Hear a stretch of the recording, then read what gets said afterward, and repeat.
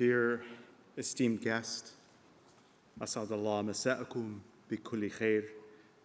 Welcome, everyone. My name is Maurice Pomerantz. I'm the Executive Director of the NYU Abu Dhabi Institute and a Professor of Classical Arabic Literature here at NYU Abu Dhabi. As many of you know, and many of you perhaps don't know, the Institute is a center of academic research, artistic creation, and public outreach. We run around 50 public lectures on a variety of topics hosted throughout the academic year. And on behalf of the Institute, I want to wish you all a very happy and healthy new year.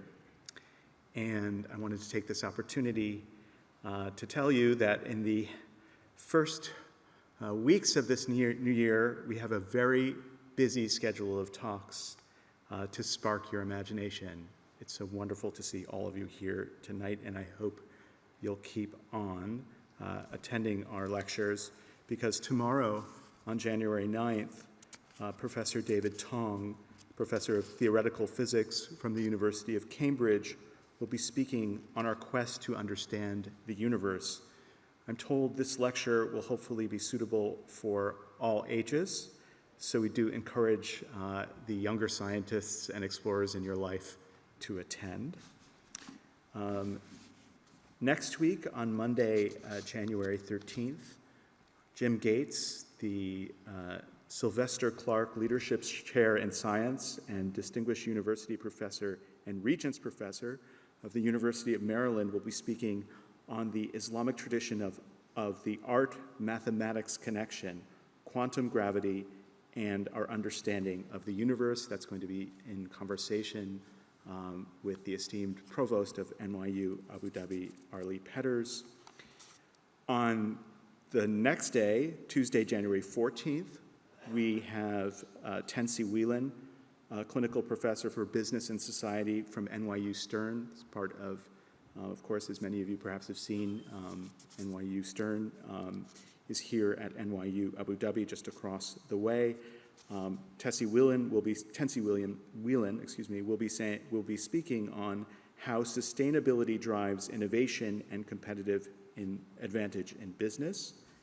And finally, to round out next week, on the Wednesday, on January 15th, we'll have a talk entitled Resilient Futures, Innovating Water and Environmental Security in Partnership with the Zayed Sustainable Prize. This is always one of the more interesting events, and I encourage you to check it out.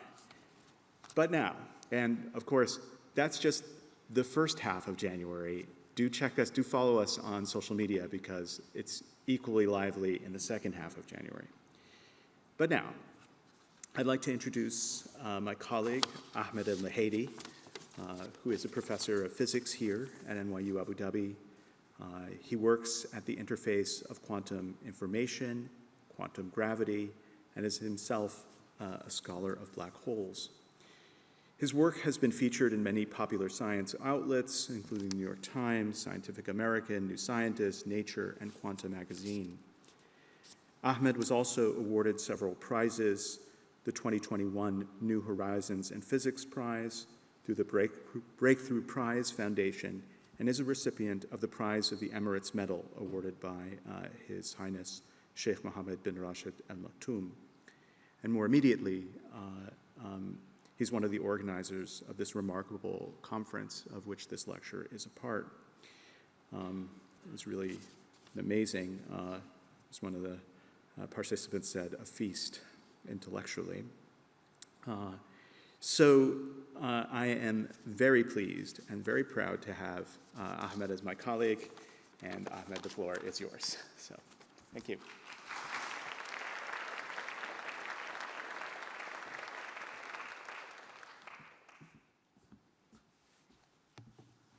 Dear guests, welcome to this public lecture. It is with great pleasure that I introduce to you today my dear friend and mentor, Steve Shenker. Stephen is the Richard Herschel Weiland Professor at Stanford University. He has made important contributions to the fields of quantum field theory and quantum gravity, and especially to our understanding of string theory, a mathematical description that combines gravity together with quantum mechanics. Stephen got his bachelor's degree from Harvard and his PhD from Cornell. After completing postdocs at the University of Chicago and the Institute for Theoretical Physics at Santa Barbara, he spent some time as a professor at the University of Chicago and Rutgers University before finally settling at Stanford University, where he is now. Stephen has been given many awards and honors throughout his career. He is a recipient of a MacArthur Fellowship and the Onsager Prize, and is a member of the American Academy of Arts and Sciences and the National Academy of Sciences in the US. And recently, in 2023, he was awarded the Dirac Medal from the International Center for Theoretical Physics for his scientific contributions. This talk, as Maurice alluded, this talk coincides with an important event here at NYU Abu Dhabi, the conference Strings, hosted here at NYU AD, with the generous support from the Scholarships Office at the Presidential Court and also NYU AD. This conference brings together eminent theoretical physicists from across the globe to present, discuss, and debate the latest findings in the field of string theory and theoretical physics more broadly, trying to understand the universe from the tiniest subatomic scales to that of the entire cosmos at large, and to figure out puzzles and paradoxes of black hole physics. This latter topic will be the subject of Steve's talk today. Will tell us about the connection between black holes, chaos, and quantum mechanics. Without further ado, please join me in welcoming Stephen to the stage.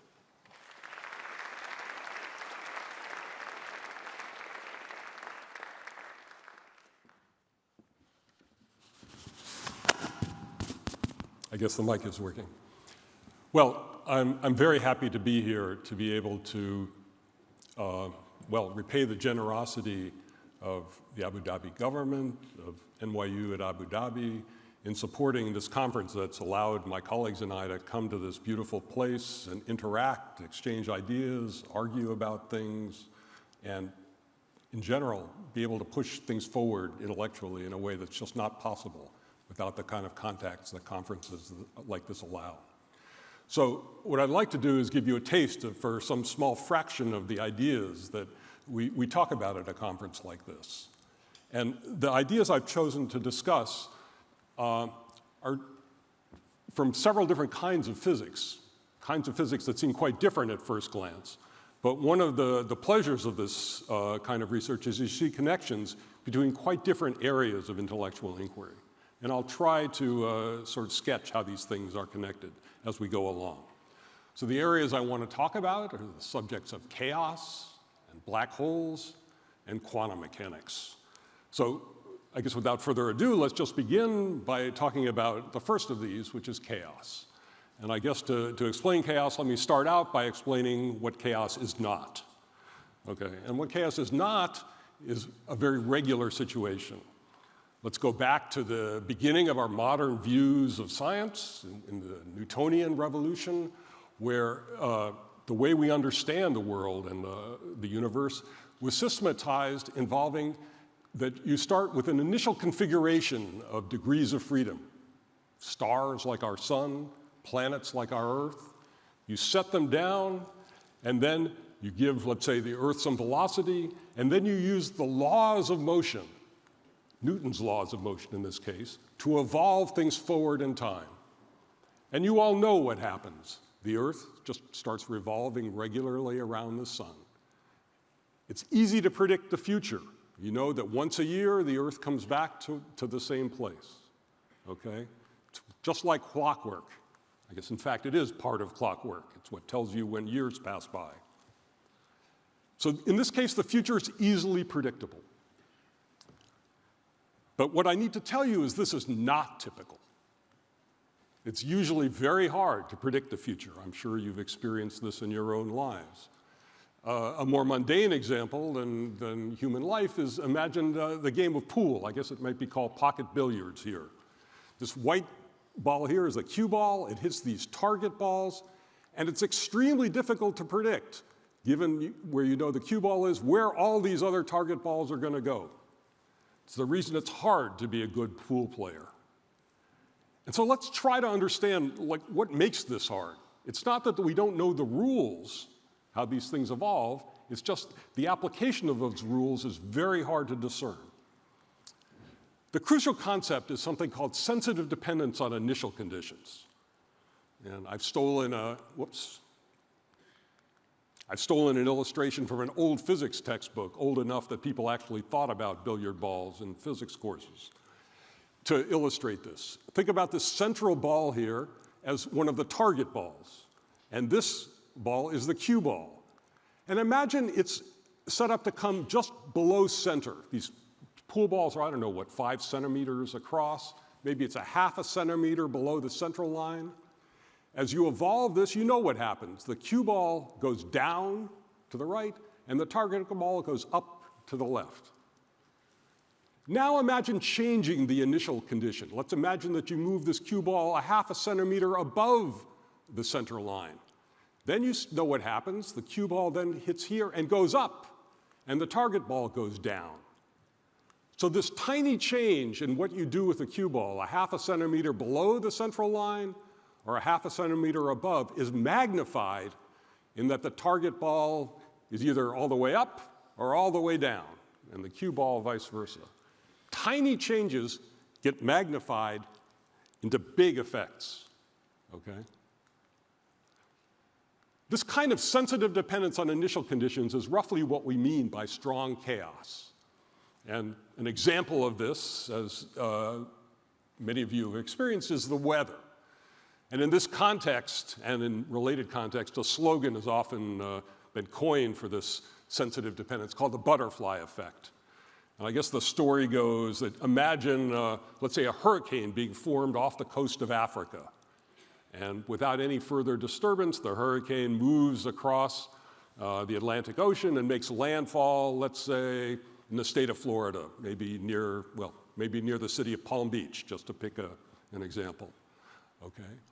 But now imagine that you start in the same situation with this hurricane and a butterfly flaps its wings, making a tiny disturbance.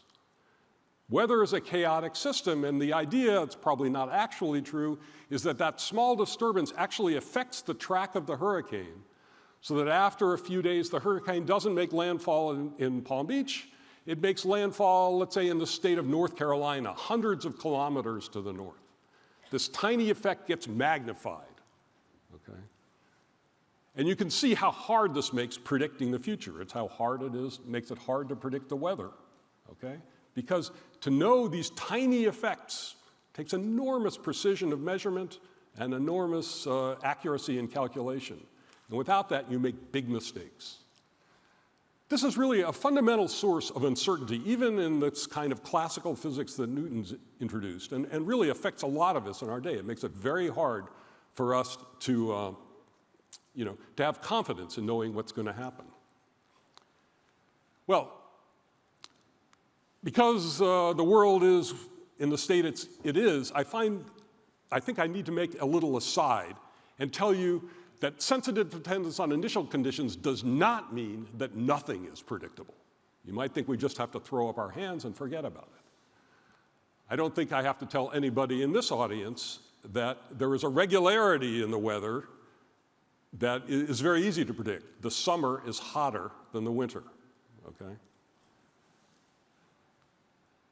Similarly, if you dump a large amount of carbon dioxide into the atmosphere, that means that you trap a lot more solar energy than you would if you didn't have that carbon dioxide. That means that the Earth heats up.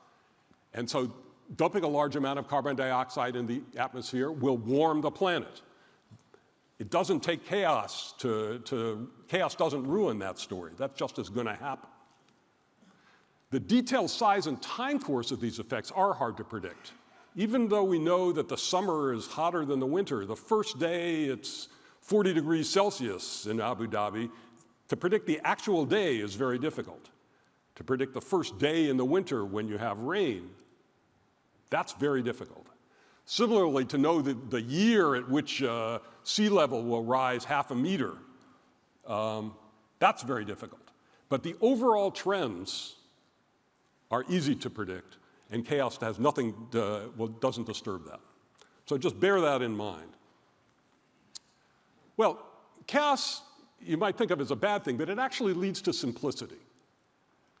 Let's imagine that you have a box of classical gas molecules, like the molecules of air in this room. And you arrange them in a very special pattern. Let's say all of them are in a line in the center. So all of you sitting in the sides, you're now in vacuum. You can't breathe for a little while. There's a column of air right in the center. And you give them some velocities, and then you let them evolve under Newton's laws. Well, what happens is, because of these crazy collisions and sensitive dependence on initial condition, the molecules spread out, and they fill the box uniformly. If you look in a certain region, the density in any region in this box is roughly the same as in any other. Similarly, if one of these atoms had a lot more energy than the others, the energy gets spread out by these collisions, and every atom on average has the same energy. So chaos smooths out the specialness of this configuration, and it makes things very uniform. No point is different than any other point. Sometimes you call this state a state of maximum ignorance. Chaos drives us to such a state. This kind of uniformity of energy, of density, is a hallmark of what we call thermal behavior, okay? When you say, my tea is hot, you're saying it has a temperature. What that really says is the molecules of water in your tea are bouncing around crazily, and their chaos has spread things out in this fashion. So the notion of temperature, this notion that we're familiar with every day, actually is a symptom of the chaotic motion of the degrees of freedom that we experience. Molecules of air, water in your bath, and so on. Well, in physics, we like to quantify things. We don't like to say, it's chaotic or it's not. We'd like to say how chaotic it is. We want a measure of it. We want a measure of how sensitive things are to initial conditions. Well, it turns out that the trajectories, let's say, of this target ball in the billiard, actually, if you imagine one initial condition, it would follow this upward red trajectory. A slightly different condition, it might follow this downward trajectory. The distance between these two trajectories, at least on average, diverges very quickly in time, exponentially in time. And what exponential means is that there's a doubling phenomenon. Suppose they started 1 inch apart. I guess these slides were written in English units, but 2.5 centimeters apart. And let's say after 1 second, it doubles. It becomes 2 inches apart. And then after another second, they become 4 inches apart. And after another second, 8 inches apart. And it turns out you do this over 10 seconds, these two configurations are 85 feet apart, okay? 30 meters.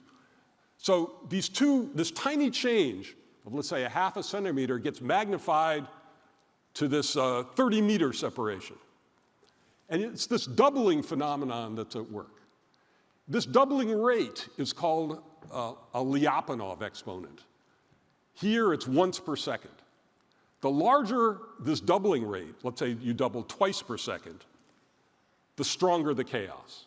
And so we now have a number we can attach to chaos that says how sensitive things are to initial conditions. Now, in fact, the system of weather is a very complicated one. There's lots of variables. You have to know the density and the temperature all over the Earth and at all different heights. And so it's a really very complicated system.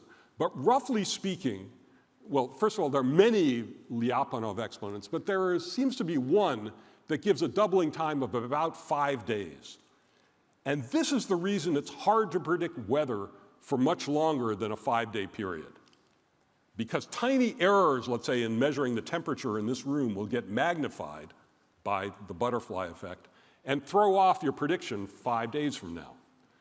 Now, people have worked very hard. They put enormous computing power in doing accurate calculations, enormous resources in measuring the temperature and wind speed, cloud cover very accurately over as much of the globe as they can. And so, in fact, after this enormous effort, you now can make accurate predictions in many places over 10 days. But because of this exponential dependence, it takes enormous effort to get every 5-day extension. Okay? And so this is the kind of problem that the chaos poses to us. So one might imagine, without knowing about this, oh, you know, a few years from now, we'll have computers that are a few times faster. We'll be able to predict weather 6 months out. That's not going to happen. Okay? This overall pattern of hotter summers and colder winters is easy to predict.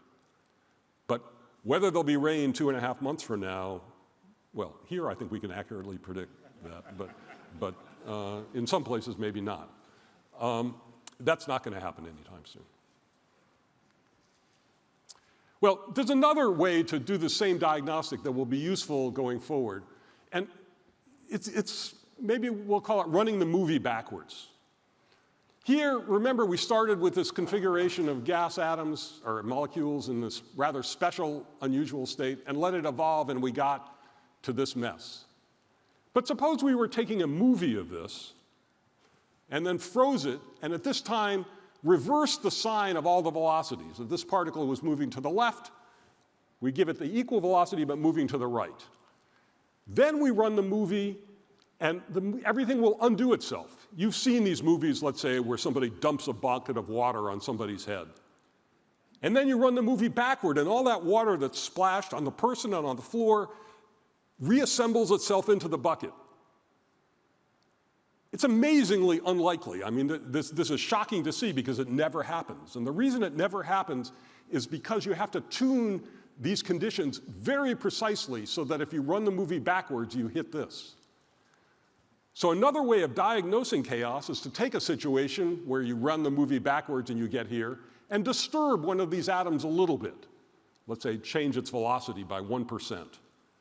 Then you'll find when you run the movie backwards, you don't end up anywhere near this. Again, you'll find the atoms uniformly distributed. So the question of how big a disturbance you make here without disturbing that you end up in this very special configuration is another measure of chaos. And roughly, it's exponentially small jiggles you can make as a function of the time between these two configurations. And the reason that I offer this alternate diagnostic is we'll see that we can arrange such a fine-tuned initial configuration like this in a black hole. All right, so now let me turn to the second of these three interlocking topics that I talked about, which is the subject of black holes. These are really amazing objects. They're one of the most striking consequences of our modern understanding of gravity, Einstein's theory of general relativity. Einstein taught us that what we think of as gravity is really distortions in the shape, in the geometry of space-time. And these black holes, this is some artist's rendition, is really kind of a knot, a very non-trivial tying up of the shape of space-time. And the idea, as you probably know, is that classically at least, nothing, including light, can leave the interior of a black hole and get us, and for us to see. So a black hole looks black to us. Now, this is a very, an oversimplification. In fact, many of the brightest objects in the universe are black holes. What happens is black holes exert a very strong gravitational pull. If there's matter like other stars around the black hole, they start falling into the black hole. And as they fall into the attractive gravitational well of the black hole, they liberate enormous amounts of energy. And so what you see if you look at a quasar, or sometimes things called active galactic nuclei, you see these flashes of light, of X-rays that come from things falling into black holes. But if you don't have any stars around it, if I erased this artist's star field, the black hole wouldn't emit anything. It would look black. Well, black holes are these knots in space-time. We have 3 space dimensions and 1 time dimension, so there's a 4-dimensional space-time, and it's tied up in a knot. This is very hard to visualize. Okay, it's hard enough to visualize 4-dimensional space without any knots in it. But physicists have to be able to visualize this, so we've invented a bunch of cartoons, sort of approximate pictures that cover some aspects of black holes, and we use them to think about black holes. So the highest grade cartoons are a little bit too opaque for me to explain. So let me offer these sort of lower brow cartoons that I pulled off the internet. Here's one cartoon of what a black hole might look like. You have a kind of a sphere of a certain radius called the horizon. And once you're inside the horizon, you can never get out. Okay? So there's this natural spherical surface called a horizon. Okay? Inside the horizon, there's something called the singularity. It's a place where space-time will rip you apart. The forces are so strong that no conceivable material we know of can withstand the shear that such a singularity produces. We really don't understand this singularity very well at all, but we know something very bad is there. This picture is very misleading because it gives you the impression that if you fall into the black hole, you can sort of dance around inside and avoid the singularity. And the answer is you really can't. If you fall into the black hole, it's inevitable that you will hit the singularity and be destroyed. So, well, be warned if you're interested in exploring such things that you have a limited time to enjoy the ride. All right, so here's another sort of cartoon that captures a little bit more. Think about space-time as this kind of a sheet with distorted, and think about this darker blue circle as the horizon. And think about these boats floating on some water on the surface. You can think of the black hole as kind of a whirlpool in the center that's trying to inexorably suck you in. And once you've fallen in past this point of no return, you inevitably fall into the funnel. And at the bottom of the funnel is this horrible singularity that's going to crash your boat into bits. But if you exert enough energy, you can hover just outside the horizon. If you have a really powerful motor, you can just suspend yourself just above the horizon, but it takes an enormous amount of energy to do that. And if you don't, you'll just fall back in, okay? So from just about the horizon, if you really get tired of this and you have a very powerful motor, you eventually can work your way away from the horizon, further away from the black hole. But it takes a lot of energy to do that. Well, so these are a couple of pictures that give you a little bit of a flavor of how exotic these objects are.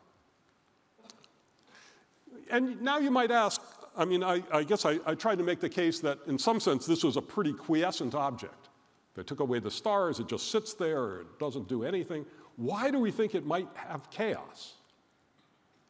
Well, and the reason is because Hawking taught us, I think it's 50 years or so now, that if you add a little bit of quantum mechanics, which we'll talk about in a while, to the physics of black holes, you find that they're not completely black. In fact, they glow, just the way an object that's hot glows. If you put a piece of iron into a fire and take it out, it glows this bright red glow. And that characteristic glow is a signature of thermal behavior. Hot enough things glow. And so black holes have this thermal glow. That means that they're a thermal system of some sort, or it certainly is a good indication of that. But I've tried to argue to you that ordinary thermal systems are thermal because they're chaotic. So maybe black holes are too. So this motivates trying to understand if there's a notion of chaos in the physics of black holes. Well, I talked about this thermal glow. It's what happens if you put a piece of iron in a fire and it glows white hot or red hot. You know, in the interest of truth in advertising, I have to tell you that black holes, at least of the kind that we've seen in the universe, let's say that weigh as much as our sun does, a black hole like that is a few kilometers across, but it's a pretty heavy object. It has a temperature of about a 10 millionth of a degree above absolute zero. It's incredibly cold. But it's not absolutely cold. It glows a tiny amount, okay? If you took an ice cube out of the freezer, it would glow, but it would glow in infrared radiation, okay? This black hole, I don't even know what kind of radiation it glows at, but it has this very cold but non-zero glow. Okay. So this motivates us to look for chaotic phenomena in a black hole. So let's try to do that using this diagnostic. Let's try to run the movie backwards, set up a fine-tuned initial condition to end up in a special final configuration. Well, here's the final configuration I want to end up with. Let's take a particle of light, they're called photons, and imagine it's a couple of horizon radii outside the black hole. This black half disk is kind of the upper half of a black hole. The edge of it would be the horizon. Now we want to arrange some initial condition that ends up at that special final configuration. Well, if we imagine that we put a particle of light just above the horizon, typically it'll just want to fall in. But let's imagine that it has enormous energy and is carefully aimed, so it hugs the horizon for a very long time before finally leaving it. And it turns out, to get out to a finite distance, it has to be exponentially close to the horizon, because this distance, if you follow the rules of motion around a black hole, grows exponentially in time. Okay, so we set up a special final configuration. We fine-tune this initial configuration to hit it after a time. Chaos would tell us that if we disturb this initial situation a little bit, it should result in a drastically different outcome. So does that happen? Well, I think I've taught you enough about black holes to see that it does. This is this setup that I have on the last slide. Now let's perturb this initial condition a little bit. Kind of black holes that we see in the universe weigh, let's say, like, well, we see many of them, but some of them, let's say, weigh the mass of our sun, which is a lot, okay? Let's imagine that we drop a tiny mass, a tennis ball, into that black hole. Well, I think maybe I forgot to say this, but what happens when you make a black hole more massive is its horizon gets a tiny bit bigger, okay? So this tennis ball added to the sun's worth of mass is a little bit bigger, so the horizon would get a tiny bit bigger. But this initial condition had to be extremely close to the horizon in order to reach this final situation. This was this fine-tuning. So if this thing is incredibly close to the horizon, even dropping a tennis ball is going to make the horizon grow. This is a slightly bigger horizon. And so then this photon, this particle of light, is not outside the horizon, it's really inside the horizon. And then it's lost. It has no alternative except to fall into the singularity. So taking this configuration, the photon manages to escape and go on its merry way. A tiny perturbation, a tennis ball compared to the mass of the sun, drastically changes its future. This photon now has the unpleasant experience of hitting the singularity. Just a tennis ball, okay? And so this exponential sensitivity is a signature of chaos. So I think I've said that here. The photon's trapped behind the horizon, so it's a dramatically different outcome. And this is an exponential effect if the time between this initial and final state is long. So this exponential sensitivity is a signal of this sensitive dependence on initial condition and allows us to determine a Lyapunov exponent that tells you how chaotic black holes are. In fact, black holes are interesting in that, in some precise sense, they are maximally chaotic. Their Lyapunov exponent is the largest that is allowed by the basic rules of nature. So these objects are extremal in this very interesting way. A slogan that we often use to describe this is we say that black holes are the fastest scramblers in nature. In this kind of system, fast scrambling is a synonym for strong chaos. And we see that not only are black holes chaotic, they're really chaotic. They're about as chaotic as you can be. Well, this is interesting, and we've learned something, and it's satisfying. That's good. But, well, I think if you talk to the physicists that are at this conference, some of them are in this room, you could probably recognize them by their badges, you'll find that by and large they're a rather dissatisfied lot, okay? I hope I'm not misrepresenting anybody here, but, and once you figure something out, oh, you can feel good about it for a day or two, but then you realize that's not the whole story. That opens up new mysteries, and so then you have to go and try to solve another problem. And so the problem that this raises is that the gravitational phenomena that we discussed on this last slide, horizons getting bigger when you drop things in, the way photons move around black holes, these are things that basically have to do with classical general relativity, classical Einstein gravity. They're things that could have been studied, and in many ways were studied, 60, 70 years ago. In particular, they don't involve quantum mechanics and quantum gravity in any essential way. And you heard during the introduction that this conference, it's a strings conference. And what string theory is, in its essence, is it's a way of trying to unify quantum mechanics and gravity.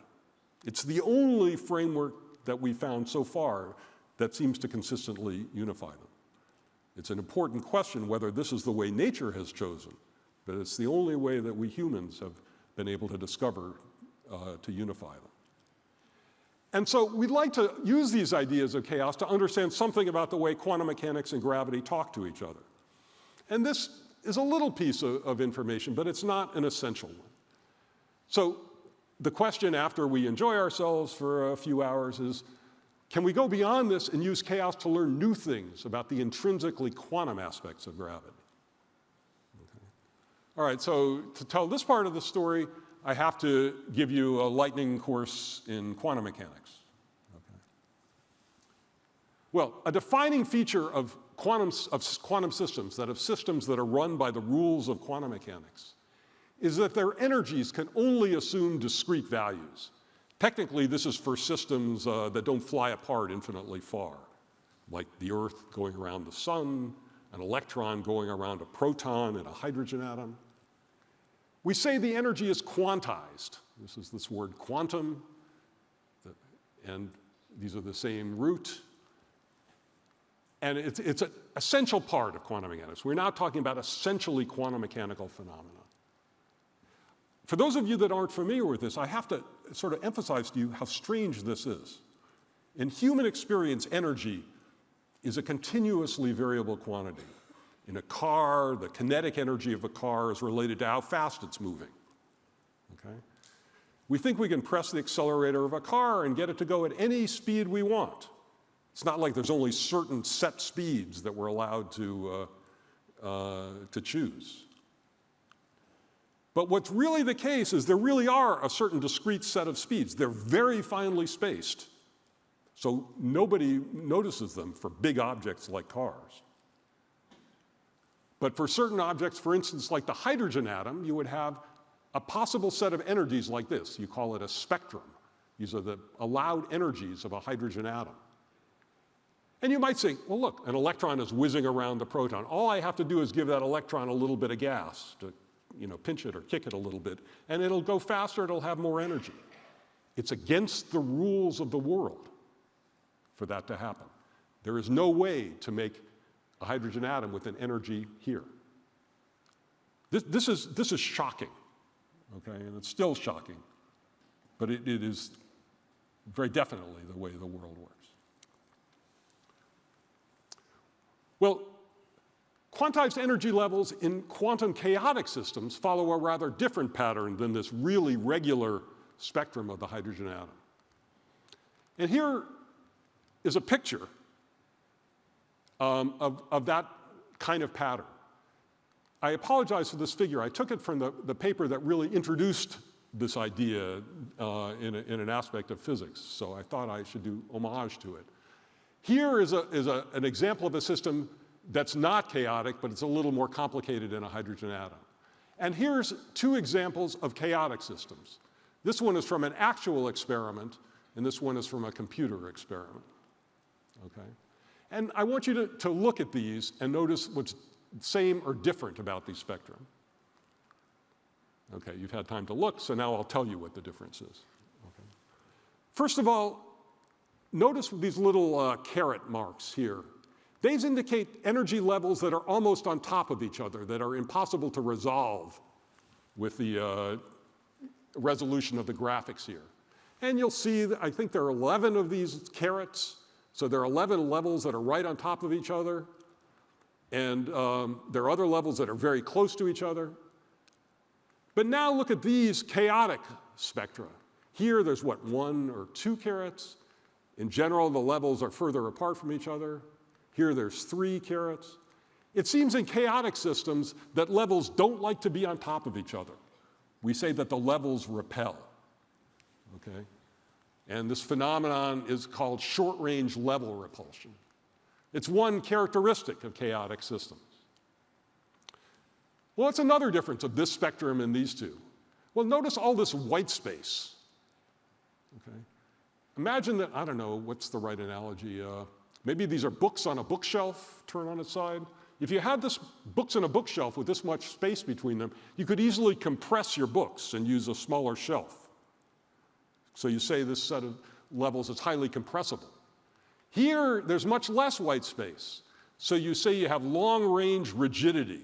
That set of books, it's hard to compress. The name given to this is long-range spectral rigidity. So these are two aspects of the energy levels in quantum chaotic systems. There's something distinct about this discreteness. So chaos again gives rise to simplicity. It gives a very simple pattern to the energy levels. In fact, there's a remarkable conjecture for which there's enormous evidence and proofs in some cases, but for us, we'll accept it to be true, that the energy levels in chaotic systems obey something called random matrix statistics. This is a universal pattern. This pattern is the same whether you're studying a nucleus that's complicated and chaotic. If you have a quantum billiard balls, same pattern. And as to give away the punchline, we think black holes will be examples as well. So I need to tell you what these words mean. And so that involves, I guess, the second lesson in quantum mechanics in this lightning course. How do you figure out energy levels in quantum mechanics? Well, the dynamical rules of a quantum system, let's say that an electron and a proton interact electrically. It's the electrical attraction that holds them together. Enable you to determine the entries of a matrix. That's an array of numbers, a square array of numbers. Think of this as like a spreadsheet. And if you take a physics course and somebody tells you fill it in according to the rules of a hydrogen atom, you'd be able to put the numbers in this spreadsheet, and they would have a quite distinct particular values. So once you have this spreadsheet for the hydrogen atom, this matrix is sometimes called the Hamiltonian matrix, but think of it as a spreadsheet. Then there's a command, there's a drop-down menu on this physics spreadsheet there's a command that says diagonalize. It's just something. So you hit this with your mouse, the computer does something complicated, and it spits out, this is a 4x4 spreadsheet, it spits out 4 numbers. And those numbers are the energy levels. They're called eigenvalues for some reason. That's how you get the energy levels of a quantum system. You make these spreadsheets, and you use this diagonalization command. Okay? In fact, the first version of quantum mechanics was called matrix mechanics because of this set of rules. This process, well, to some extent making the Hamiltonian, but very definitely diagonalizing it is a difficult task. Your computer is going to have to run a long time if this is a big spreadsheet. The simplification of chaotic systems, well, there's two really. But the first one is to find this characteristic universal pattern, you don't have to worry about what the Hamiltonian is. You take the same size spreadsheet and you just fill it up with random numbers. You just go along the row flipping a coin. If it's heads, you put a +1. If it's tails, you put a -1, and so on. And you take this random array, this random spreadsheet, and then hit diagonalize. And you get something with this characteristic pattern of the eigenvalues of a chaotic system. Well, here's an example. This is something where you have a non-random Hamiltonian matrix. And this is an example where you've taken the eigenvalues of a random matrix with random plus or minus ones. And you can see no levels are on top of each other, not much white space. This is a really good chaotic pattern. You can see long-range spectral rigidity and short-range level repulsion in this figure. I hope your eye is starting to get trained on this. And Whereas here, you have much more white space and levels right on top of each other. So black holes in a quantum theory of gravity are quantum systems. They're run by quantum mechanics. We think of them as very large atoms, not just a hydrogen atom, but an atom with zillions of components, okay? Very large number of components. And with some quantum mechanical rules governing the way those components work together.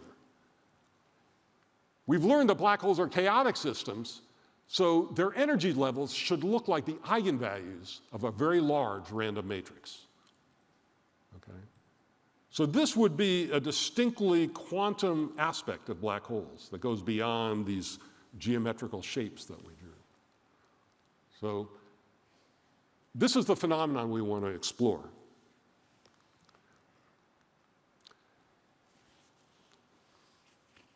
These ideas have been extremely difficult to study until recently.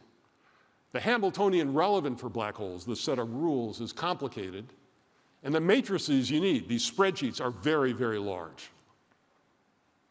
So it's really been hopeless till now. But often what one does in physics, if the real problem you're interested in is too hard, you try to invent a simpler version that you can make progress on. So these simplified models, or if you're pejorative, you can call them toys. And recently, a simple toy model of a quantum black hole has been introduced. And that's enabled us to make progress in understanding these questions of what the energy level patterns are of black holes. And how did this model come about? Well, it came about actually by thinking about the ingredients you need to build a quantum computer. You know that ordinary computers store information in bits. Well, quantum computers store their information in something that is called qubits, for quantum bits. And it turns out if you take a number of qubits coupled in just the right way, where one qubit talks to another in a certain pattern, it gives a system that behaves like a black hole. It's a simple black hole. It only lives in one space and one time dimension, not the 3 space and 1 time dimensions we live in. But that's okay. It's still a black hole. And does many of the things that we want for a black hole. This model is called the Sachdevier-Kitaev model, or SYK model. And it's just one example of an emerging synthesis between ideas in quantum black hole physics and the physics of quantum computation, sometimes called quantum information theory. And this has been one of the really exciting and fruitful surprises of connections that has emerged in recent years. And it's still paying lots of dividends. So things we learn about black holes may help us in understanding quantum computers and vice versa. Well, here's a cartoon of this SYK model. Think of each of these blue dots as a qubit, and these dotted lines sort of indicate interactions with other qubits.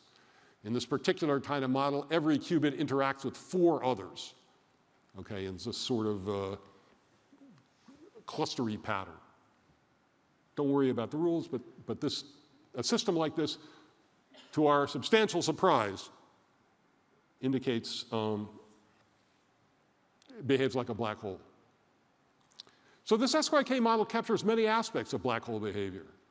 For instance, it displays this maximal chaos, this maximum value of the Lyapunov exponent.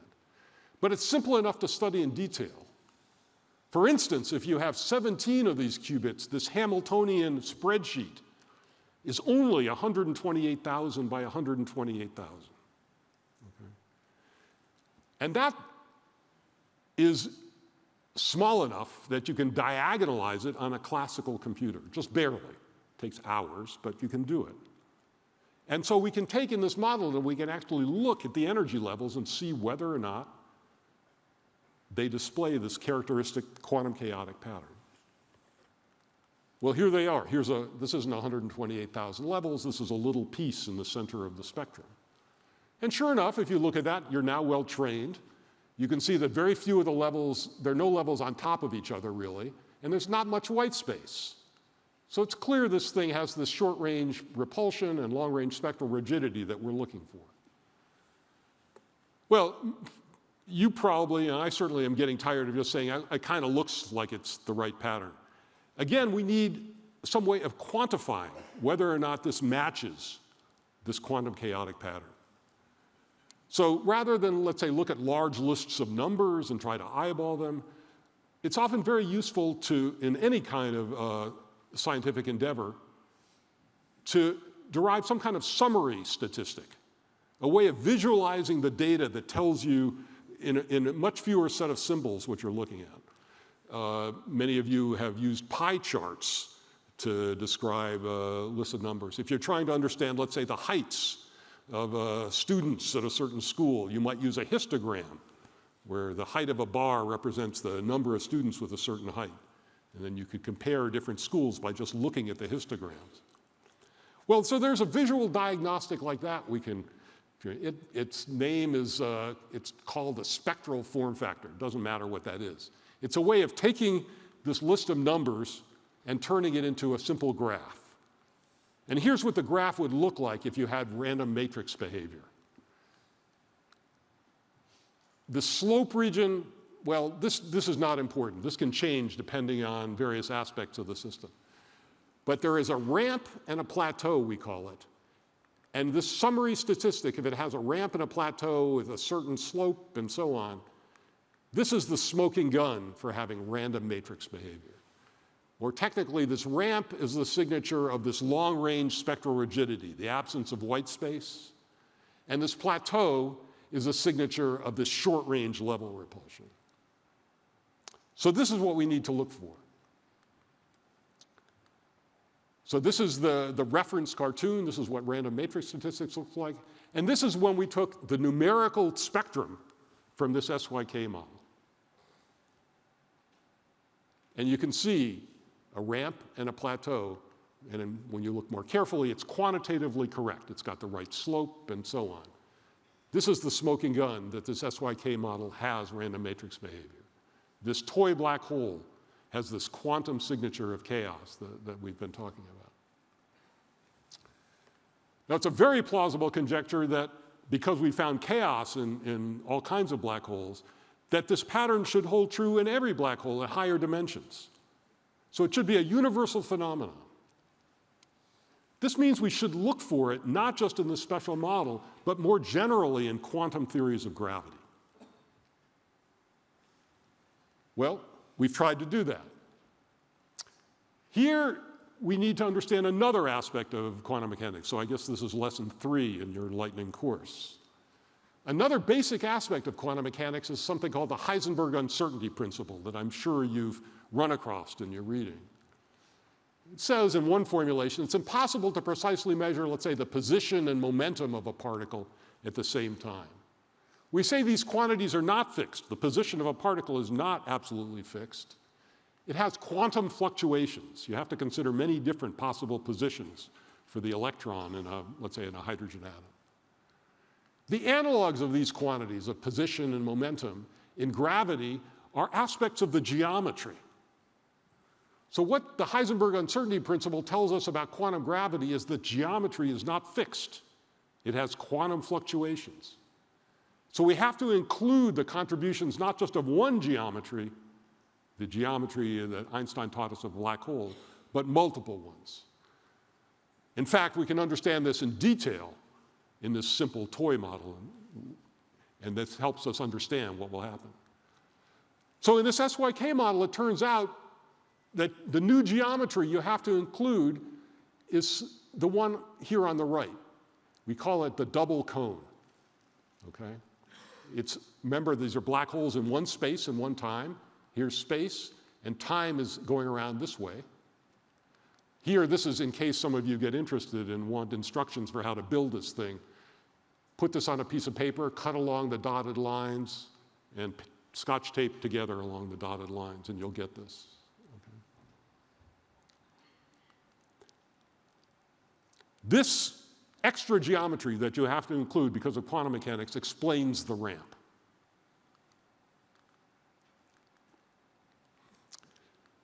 Another name for this is, we call it a space-time wormhole.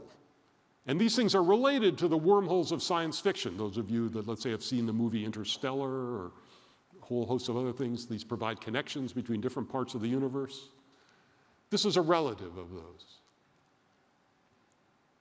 More interestingly, for us, this new geometry has a natural generalization to higher dimensional black holes. So this could be the explanation for the ramp, and not just in this toy black hole, but in black holes that live in 3 space and 1-time dimension or other dimensions.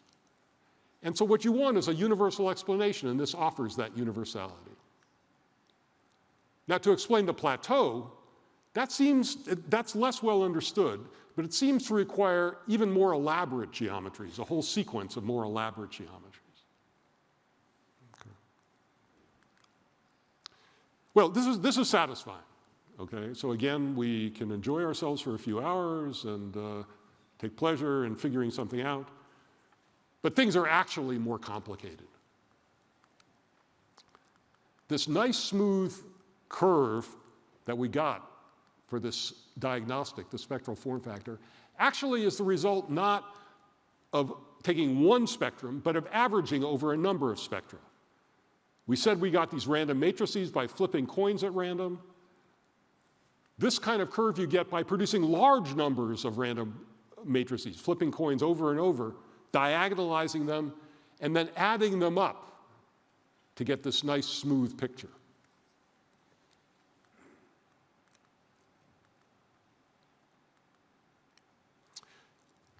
So that picture I showed for the SYK model was actually averaged over a family of closely related SYK models. But in more realistic models of quantum gravity, like the ones that describe higher dimensional black holes that we talk about in this conference all the time, there is no such family. There's just one type of quantum black hole, one Hamiltonian matrix, no averaging allowed. So what does this spectral form factor diagnostic look like then? This is the average result. The red stuff is what you get before averaging. You get this erratic fluctuations around the average value. Okay? We say that the spectral form factor is noisy, and we call this quantum noise. And so now, after we've enjoyed ourselves for a few hours, we have to answer the question, what is the gravitational explanation of this quantum noise? Well, the short answer to that question that I can give you is we don't know. Okay? And we won't fully understand the detailed structure of this noise, or more generally, the quantum description of black holes, until we understand the gravitational description of these individual energy levels.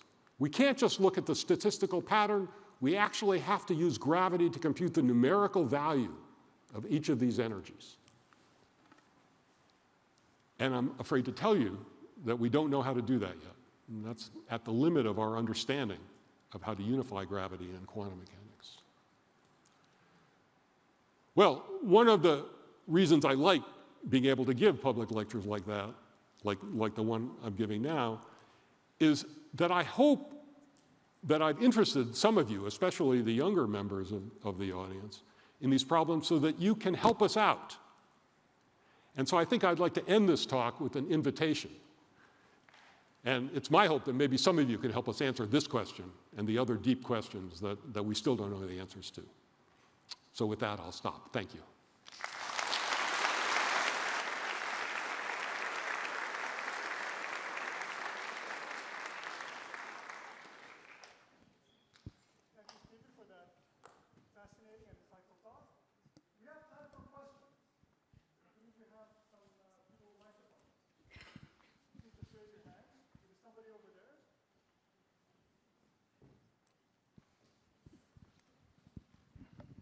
Thank you. Hello. Hi, I'm here. Wave your hand. Thank you. Good. So you said when you add mass to a black hole, Yes. its mass increases and presumably its volume does as well.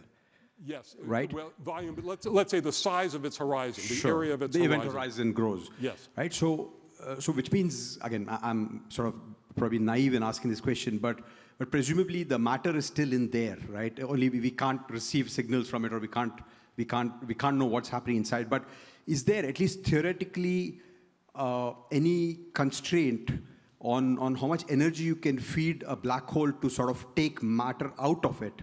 Like what prevents adding energy to a black hole and getting sort of reversing that process, right? Of I mean, you say it can happen at the event horizon, but something flips when you cross over the event horizon, presumably the level of gravity. But if you counteract that with enough energy, won't that sort of, break open a black hole in a way? The one way we know how to get mass or energy out of a black hole is this process of the thermal Hawking radiation. Right. But that's still from outside the event horizon. It's not from within, right? Somewhat, yes. Right. That's right. But in some sense, all the information inside is coded in what's happening on the horizon. Okay. In a deep sense. And so it's actually one of the questions, it's actually a question that my friend Ahmed has made crucial contributions to, is understanding this puzzle of how if you dump in matter into a black hole, it can be very organized and contain lots of information. Like you can throw in an encyclopedia, right. Okay? And what seems the only thing we think we can get out is this thermal radiation. And remember, thermal is code word for maximum ignorance. Right. So it seems like we put in all this nice structured information and all we get out is ignorance. Right. This was something that Stephen Hawking noticed even when he first discovered that. It's called the black hole information loss problem. Right.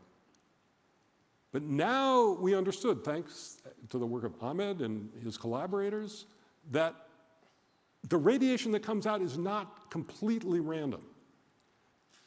There are very subtle correlations in the radiation that contain the information you put back in. But they're incredibly complicated to diagnose. Right. Okay? So the information is not lost, it's scrambled. Right. Okay? And that's another aspect of chaos, sure. is that. Cool. Thank you. So the dictionary you threw in or the encyclopedia you threw in, you'll get it back after it's gone through the scrambler. Right. Okay? So that we don't know a way to avoid that. Sure. Thank you. Yeah. Yep. Thank you for the presentation. I have a curious question about the singularity. Yes. Does it have any symmetry of any kind as an object, or is it unknown until now? Well, we know very little about it. What we know about it is it's kind of not a place in space that we can sort of stand for. It's sort of a place in time. It's almost like an end of time. You're falling in, you fall through the black hole horizon, well, if you notice that, you start being very unhappy and you put your affairs in order. And then you run into this region of larger and larger shear. And we don't know what happens after that. So the symmetry can change depending on the kind of black hole. You can get it to actually be quite erratic, okay? But we don't really know. I mean, it's been one of the goals of having a theory of quantum gravity to know what happens at the singularity. And it's a big disappointment to me, a personal disappointment, that after many years we don't really have any good ideas. It's actually the thing I'm trying to understand now, but well, I'm in this very disappointed phase of research. I wanted to ask, you mentioned the spectral form factor Yes. graph earlier. Yeah. You mentioned that the ramp represents the electron, or represents on the spectra the electron repulsion. The ramp represents long-range spectral rigidity, this absence of white space. Oh, yes. And then is that caused by electron repulsion? And my question was, what does the plateau represent again? And do you mind simplifying that a little bit, please? Sure.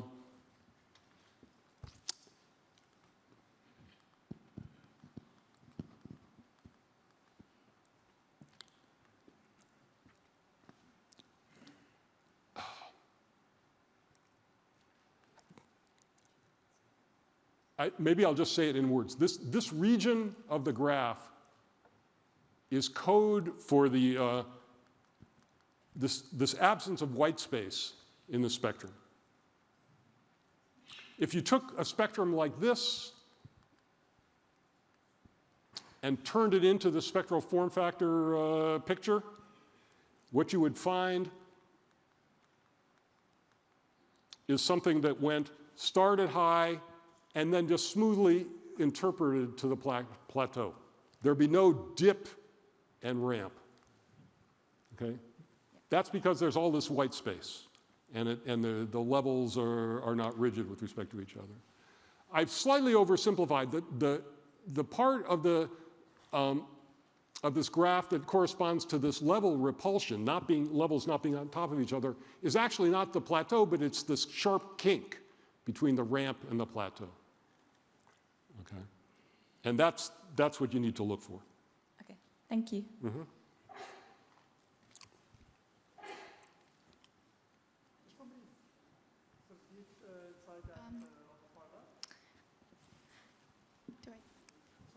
Okay. So with what we know about, like, how the structure of our universe and black holes and chaos theory, how do you think this will all be affected by fractal theory? And when do you think that will happen?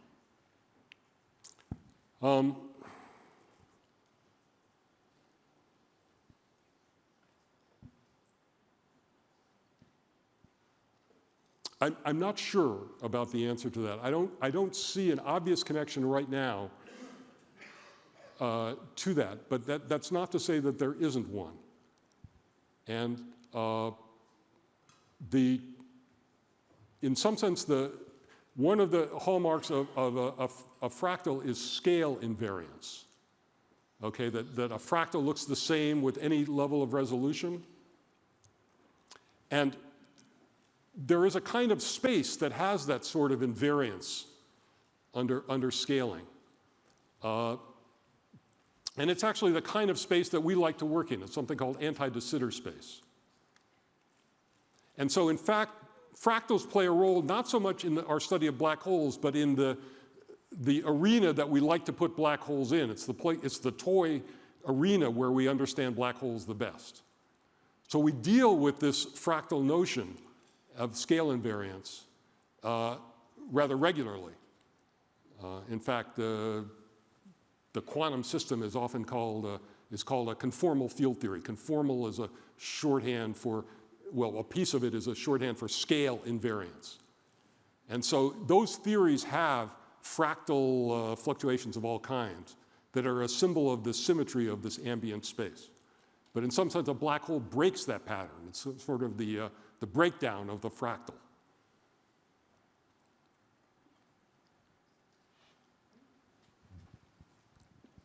I don't know where the mics are. Can we go to the front row?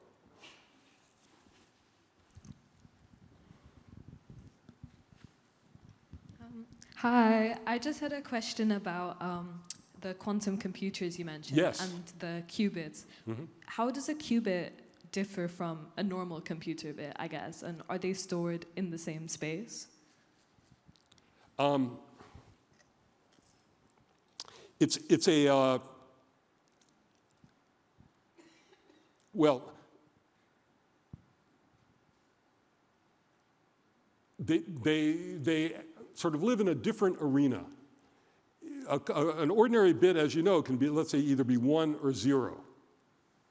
But a qubit can live in a superposition. It can be both 1 and 0 with a certain probability at the same time.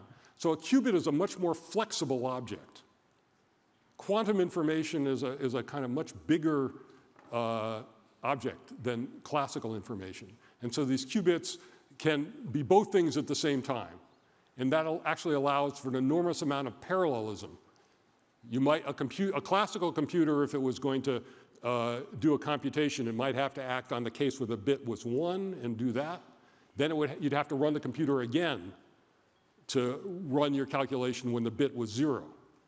In a quantum computer, you can make a superposition where your qubit is both 1 and 0. And so the quantum computer acting on the qubit can do both calculations at the same time. And that's part of the reason that certain calculations can be sped up in a quantum computer. There's this possibility of parallelism that exists. The man in white in the front.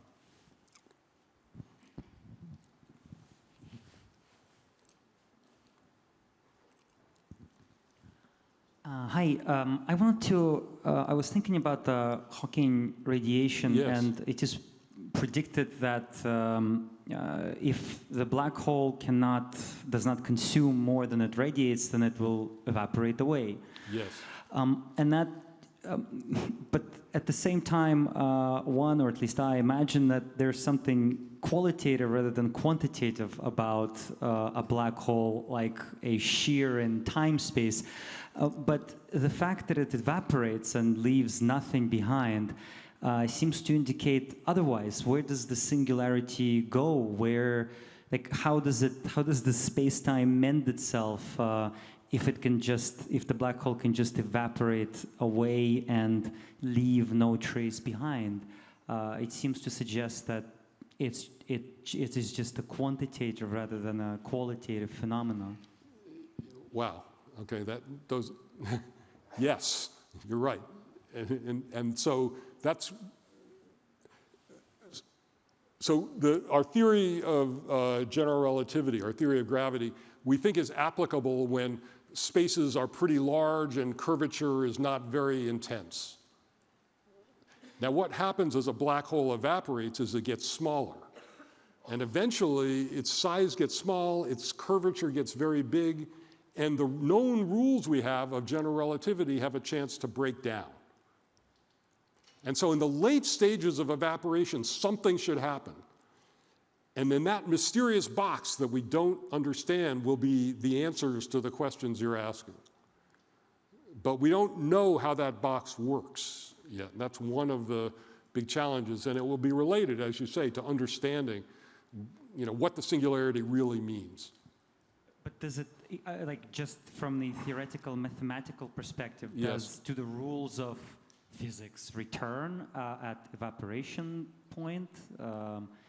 Does the math indicate that? I think the rough answer is in the universe that we see, they do return. Okay. At least there's some versions of theories where what happens when the black hole evaporates is it forms an extra universe that's decouples from ours. And a lot of the strangeness goes into that, but we never see it. Okay. I'm not sure I like that so much, but maybe the most important thing you can take away is the fact that I'm saying sentences like that is an indication of how incompletely we understand the problem that you're asking. Thank you. Hello. Hello. Thank you so much for the interesting talk. I have a question about wormholes. Yes. So in the double cone structure, so on the one side is a black hole that we see, and on the other side would probably a similar structure. Mm-hmm. So my question is, on the other side, where's the second hole at? Is it at somewhere else in the universe, or is it located in a different universe, or we don't know about it? In this particular construction, just for technical reasons, I imagine that we have two separate universes connected by this structure. But you could imagine building one where there are two just separate points in one universe as well. Thank you. Mm-hmm. You don't have many questions from the middle section. I had a very similar question as to the one that has just spoke right now. Thank you very much. And I would also like to ask about the double cone. Let's say, for an example, that we have a black hole on one side, maybe a wormhole through the middle. Perhaps whatever that the black hole consumes, perhaps it goes through the wormhole, and maybe there's something on the opposite of that that brings everything out. Maybe that would be like a white hole or something?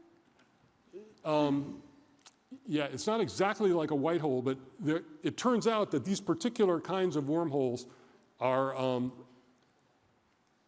it's not possible for matter to go through in a causal way. They're not, what the technical term is, traversable. It's possible to modify this setup to make the wormhole traversable. That's been a very interesting recent topic of discussion.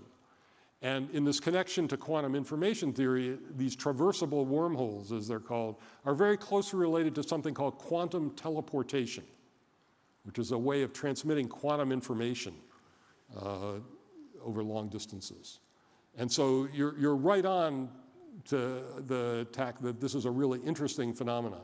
This particular wormhole is not of that type, but the system can be modified to make one that does the kinds of things that you're talking about. Thank you. We have a question from the Zoom. Oh, okay.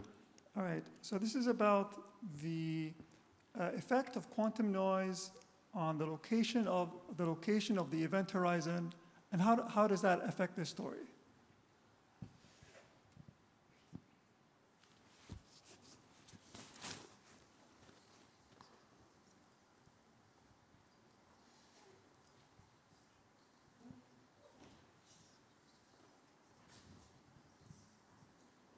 I'm not sure.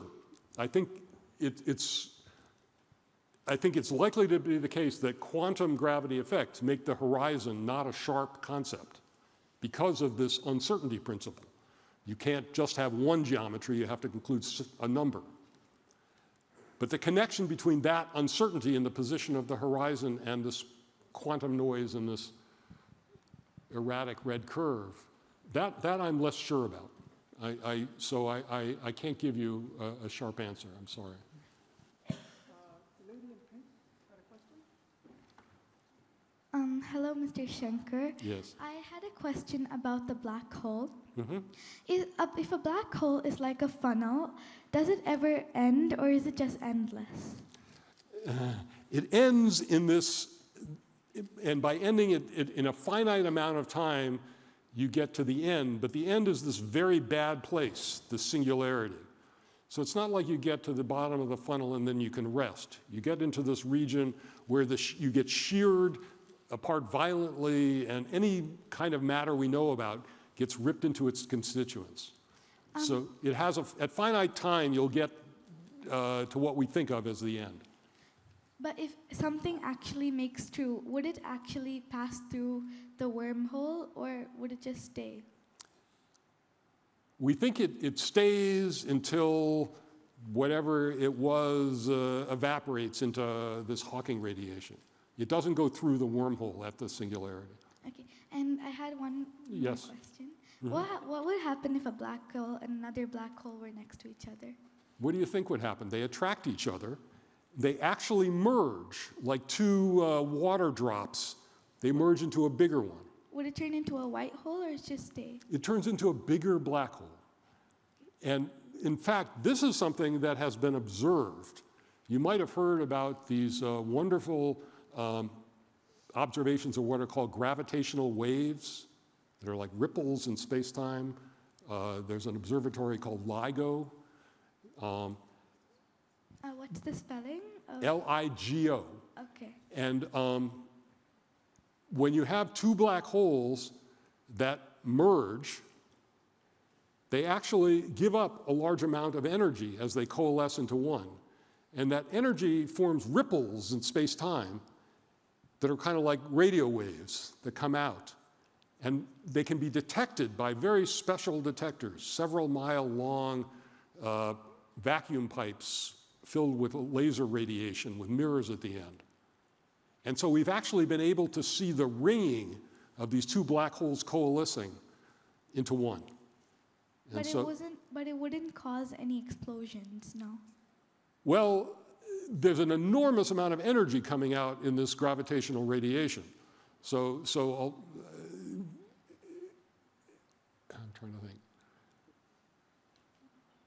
I'm trying to think to what extent it would be an explosion. If there was any like stars nearby, like mass stars, like the sun, but as a red giant. Well, sometimes things can happen. Like, for instance, other things this LIGO observatory has observed is when a kind of collapsed star called a neutron star has fallen into a black hole. And that makes another big pulse, this radiation. It probably makes a pulse of all kinds of other things as well. And so some of these LIGO events also show up as bright flashes on the sky of X-rays. And so I guess that would qualify as an explosion in anybody's book. So sometimes it does happen, yeah. Okay, thank you very much. Of course. Yes, hello. Thank you for your talk. You talked about the SYK model, and that sparked two quick questions in my mind. The first is, what are perhaps some of the unique insights that other models could provide, such as optical gravity analogs, for example? And is there a limit to which these models can provide information about the actual astrophysical black hole? The optical models I know relatively little about. I suspect that the quantum questions, that those models are not quantum mechanical in the sense, and so they wouldn't address some of these quantum questions. Although I think there may be an analog, at least in the acoustic version of a black hole, that does have something like Hawking radiation. The question about whether or not they're helpful for understanding astrophysical black holes, I don't know offhand of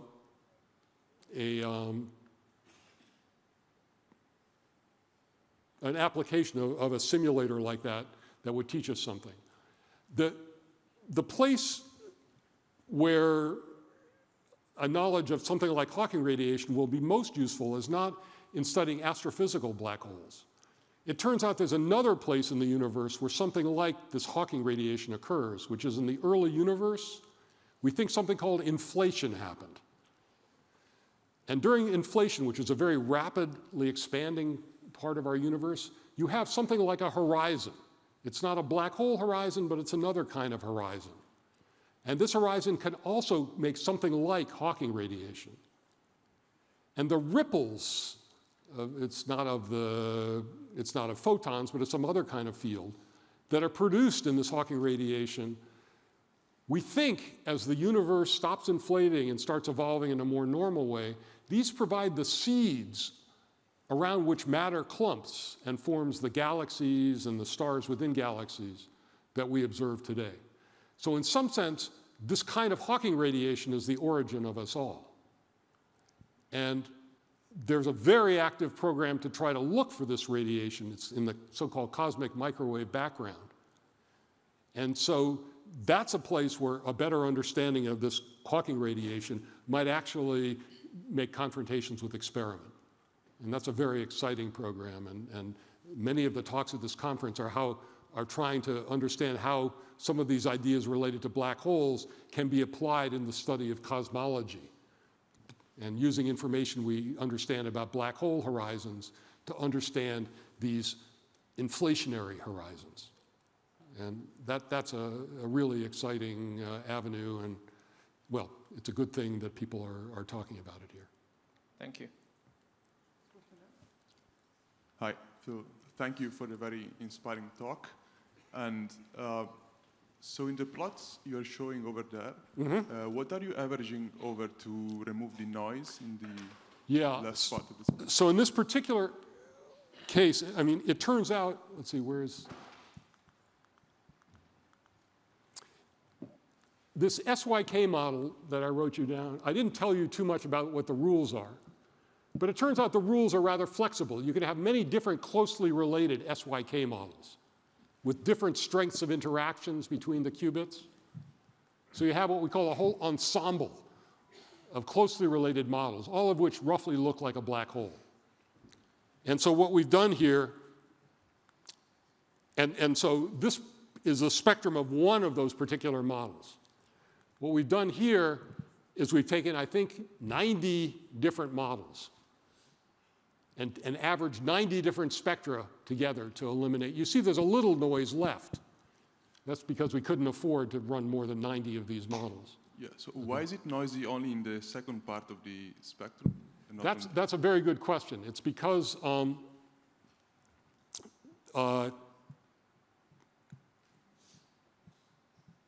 what's the right way to say this?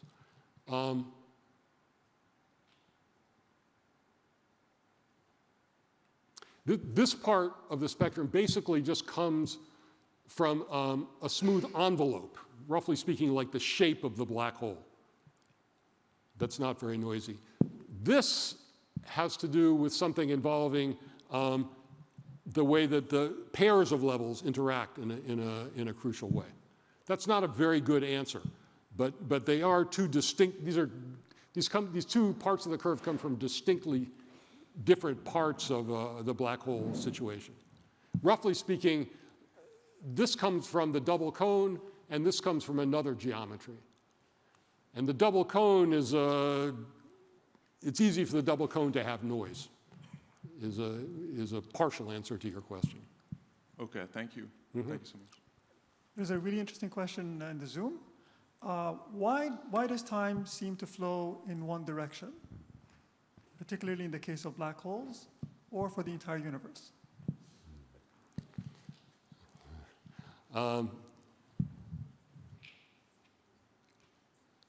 I think, I guess the first thing I should say is we don't really know, okay? We think that the microscopic rules have a certain invariance under not just taking time to minus time, but doing a couple other flips, something called CPT. So the microscopic rules we don't think have a preferred direction. We think it has something to do with how the universe started. As you can see from the pictures that I was drawing in the beginning of the talk, this chaotic stuff, chaos causes, maybe this is the picture, a kind of regular situation to evolve into a more complicated one.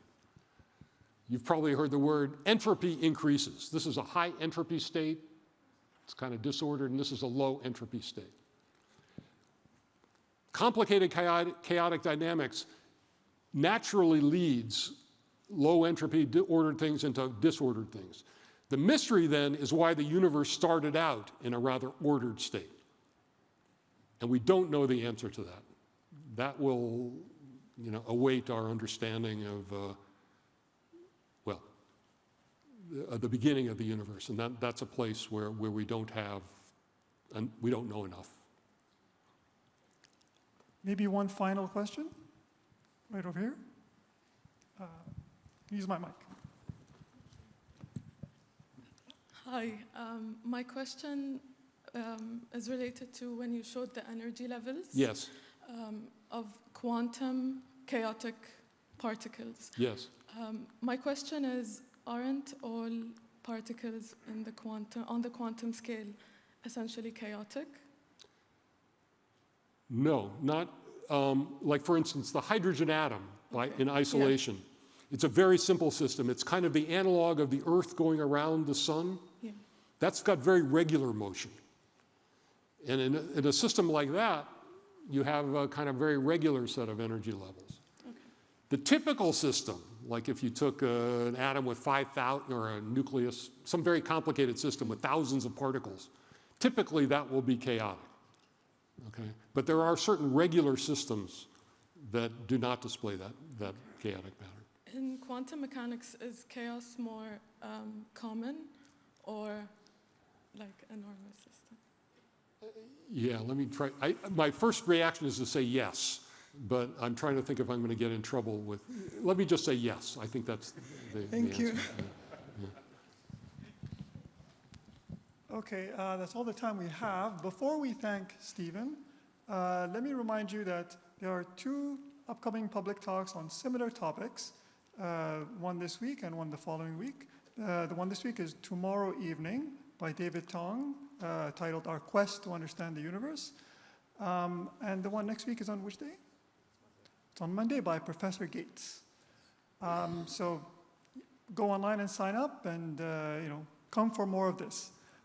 And another thing is that we can have a reception right now. There will be many of the participants of the conference, including Stephen.